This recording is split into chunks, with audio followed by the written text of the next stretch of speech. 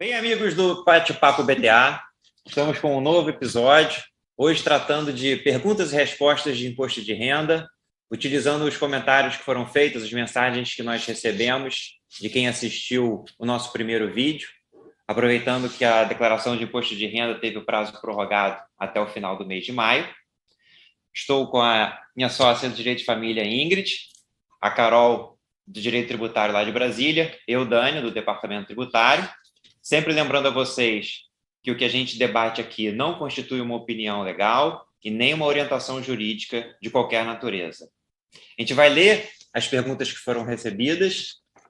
Ingrid, pode começar? Posso. Boa tarde a todos.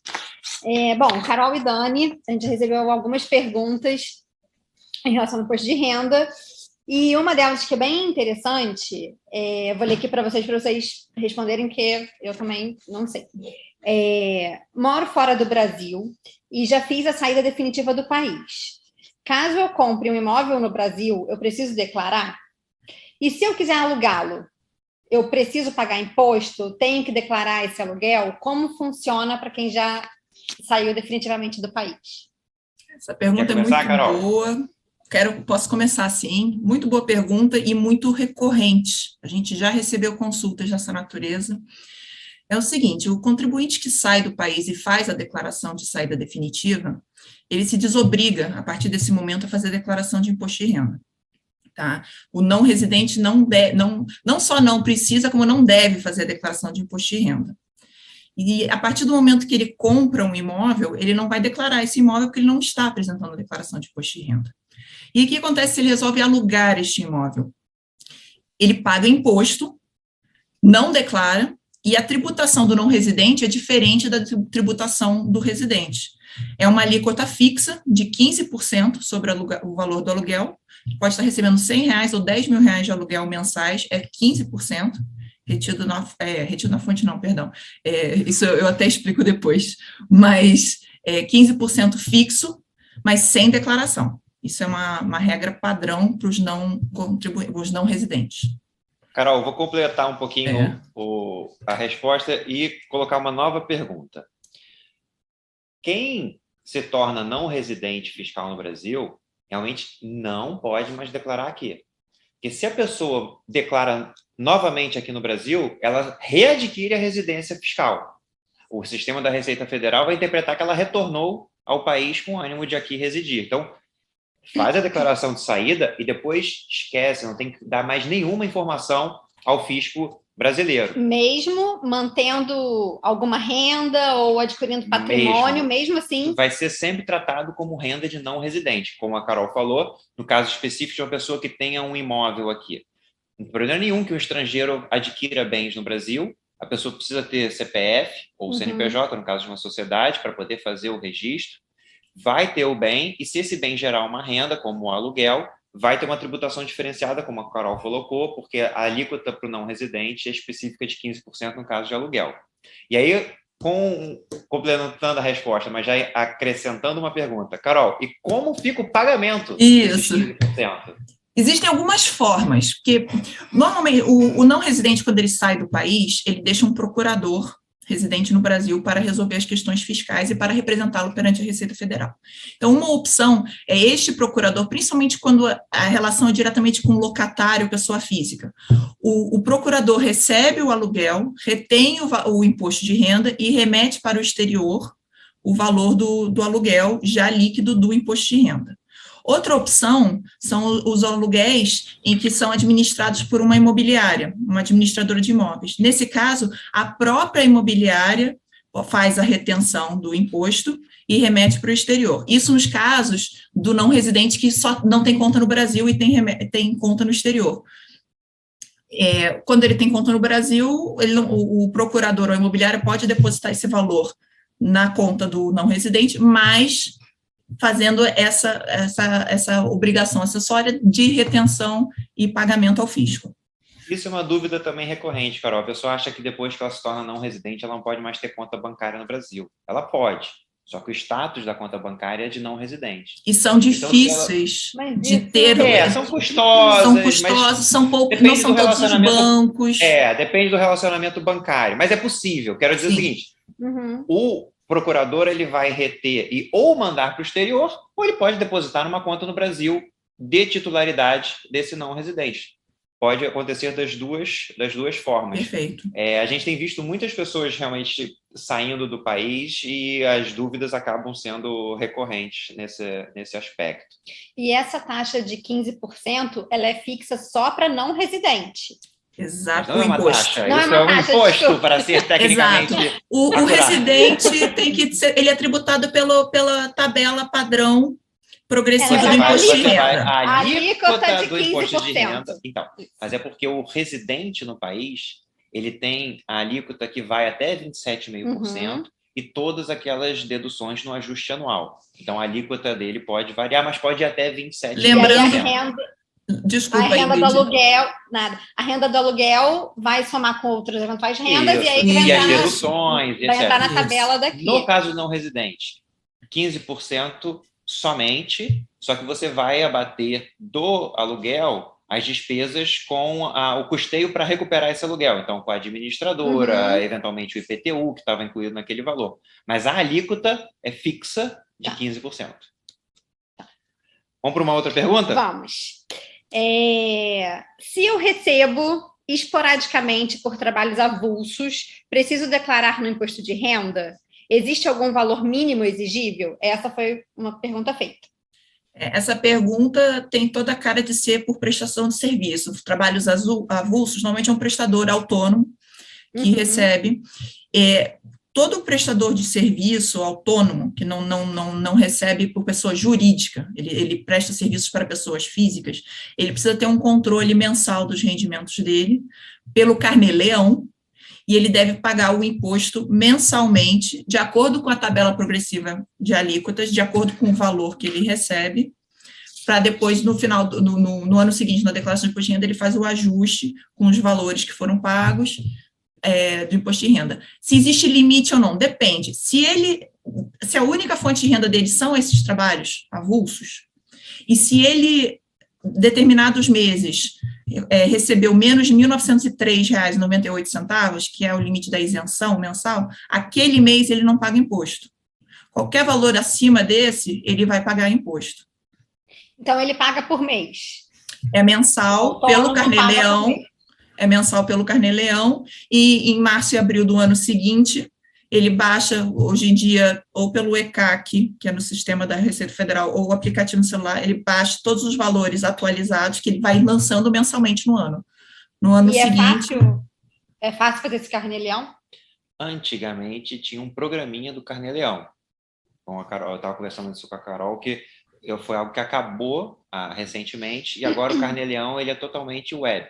É dentro do ICAC, que é aquele acesso que a pessoa faz hoje até pela conta MeuGov, e ela vai lançar os valores que ela recebeu, vai preencher dentro do Carnê-Leão nesse sistema, que é a sua vida na Receita Federal na internet.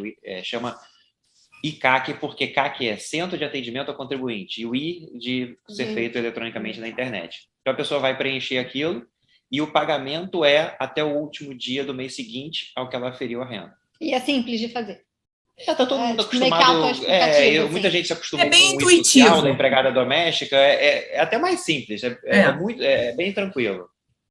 Então, todo mundo que é autônomo, que não recebe de um empregador, tem que ter esse controle, e no ano seguinte só meio que fazer um ajuste assim. Ela vai chegar naquele limite tributável, vai preencher o Carnê-Leão na web, vai fazer o recolhimento, e no ajuste anual vão constar todas aquelas informações de pagamentos que ele fez. Agora me veio uma questão que MEI também é assim? Não. MEI também tem que pagar mensal? Sim, mas pelo sistema MEI. A MEI vai ter um programa próprio. Faz a apuração própria no sistema MEI. A gente tem o sistema MEI, para quem não sabe, microempreendedor individual.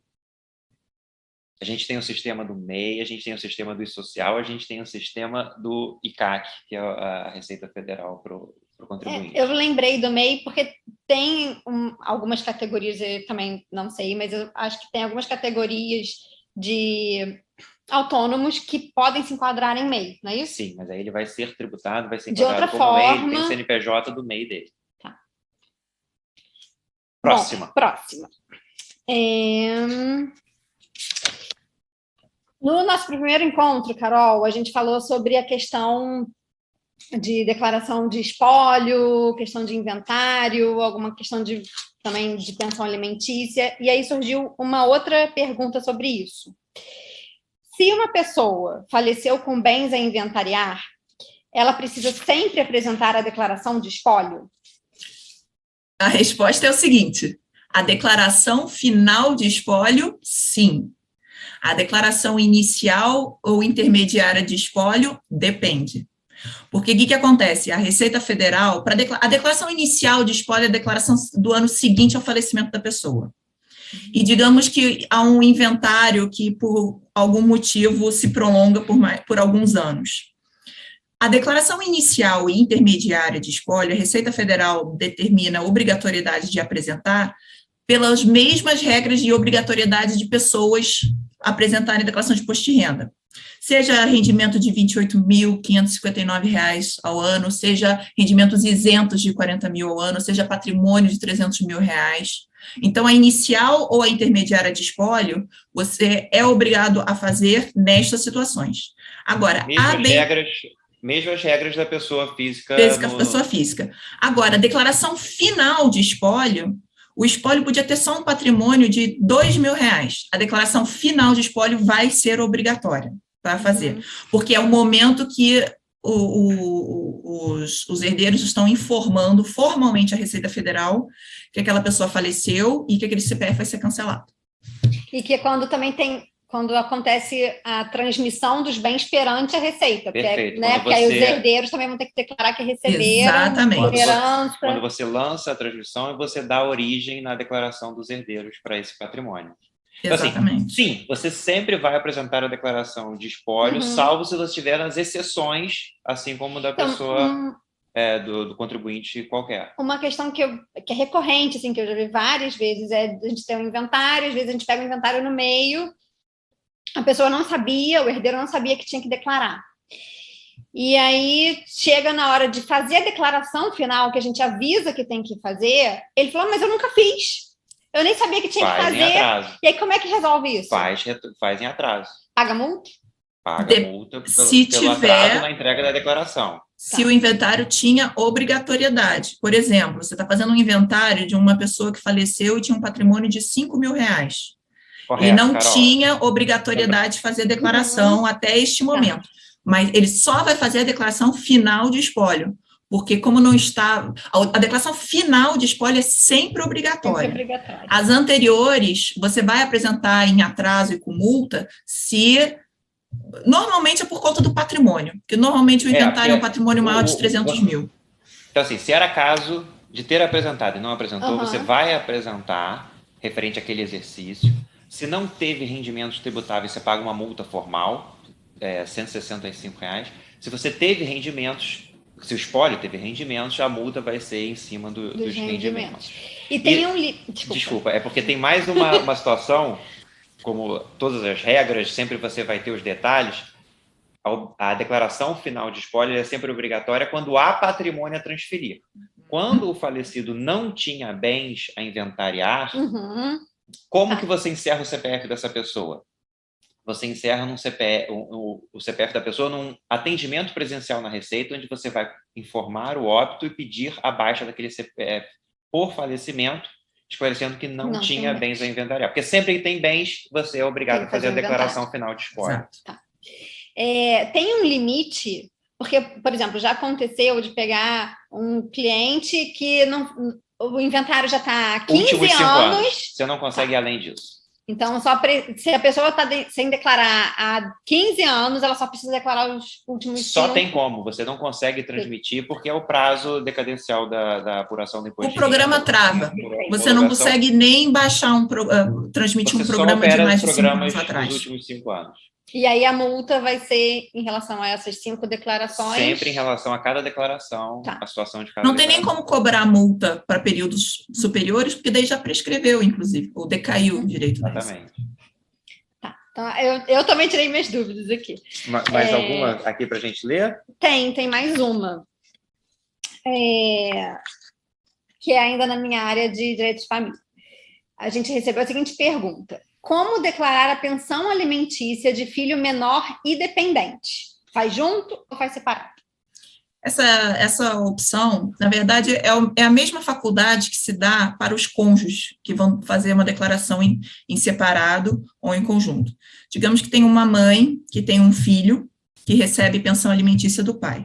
Essa mãe pode declarar o filho como dependente e declarar os rendimentos da pensão alimentícia do filho no campo de rendimentos do rendimento de pessoa física dependente, ou ela faz a declaração de imposto de renda dela, em separado, e faz a declaração do filho menor a própria. Como é que você decide qual que é a melhor opção? Tentativa e erro, você faz uma matemática, porque a mãe que vai declarar o filho como dependente, ela vai ter que avaliar se a dedução que ela recebe ao declarar como dependente e consequente despesas médicas ou com instrução dele, valem a pena financeiramente, porque ela vai ter que declarar também os rendimentos desse filho de pensão alimentícia. Porque essa é uma dúvida que eu tenho também, assim. Então, quem paga a pensão pode deduzir, usar esse valor na dedução. Mas quem recebe a pensão, seja menor ou maior de idade, tem que pagar o imposto de renda. Sim. Se tiver acima do limite. Lembrando do nosso primeiro episódio, que a gente conversou, que existe uma discussão judicial para que não se tribute a pensão alimentícia. Em março, o STF já formou maioria determinando a inconstitucionalidade da tributação do imposto de renda sobre essa cobrança. O julgamento não terminou, pois teve pedido de vista, mas a maioria já está firmada de que não vai ser tributado.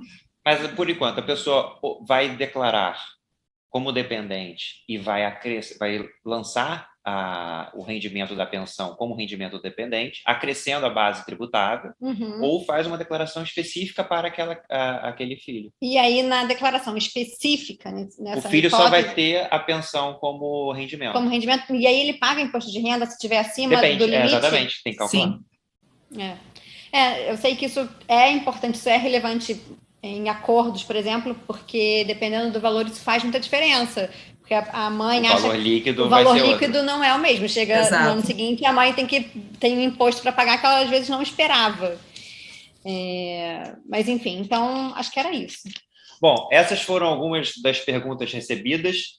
Se você tiver outros questionamentos sobre imposto de renda, você pode mandar no nosso Instagram, @BastosTigreAdvogados, ou no campo de comentários do vídeo que vai ao ar no YouTube. Carol, Ingrid, muito obrigado por mais este bate-papo. Obrigada, Carol. Sempre um prazer. Nos vemos no próximo. Até. Tchau, tchau.